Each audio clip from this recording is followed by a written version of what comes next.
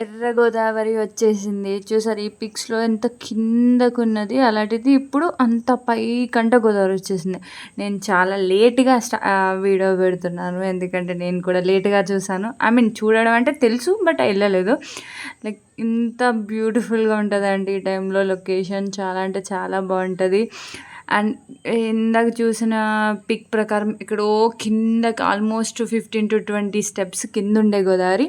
ఇప్పుడు జస్ట్ 2 స్టెప్స్‌కి మాత్రం అంత ఎత్తు వస్తదనమాట. లైక్ ఆ వ్యూ చూసారా అసలు సన్‌సెట్‌లో అదిరిపోయింది. ఇక్కడ ఇలా ఇక మేము దీన్ని లొత్తా అని పిలుస్తాము. దీంట్లో కూడా వాటర్ వచ్చేస్తదనమాట. ఇట్లా గోదావరి ఎక్కువ వచ్చినప్పుడు, పొంగినప్పుడు.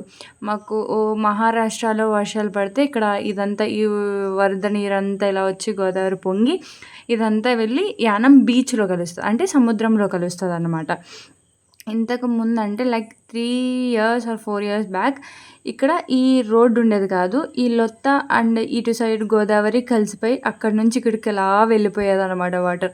అప్పుడైతే చాలా అంటే చాలా అదొక రకం అన్నట్టు. మాకు ఈ గోదావరి జిల్లాలకి గోదావరి వస్తే కొంతమందికి వ్యూస్ నచ్చుతాయి. లైక్ మేము సేఫ్ సైడ్ ఉన్నాం కాబట్టి. కానీ కొన్ని ఊర్లోకొచ్చేస్తది. పంటి మీద మాత్రమే ఆర్ పడవల మీద మాత్రమే ట్రావెల్ చేయగలుగుతారు. ఏ బస్ రిసోర్సెస్ ఉండవు. ఆ టైంలో స్కూల్స్ అన్నీ క్లోజ్ ఉంటాయి. చాలామంది స్కూల్స్‌లోనే స్టే చేస్తారు ఈ గోదావరి తగ్గే వరకు.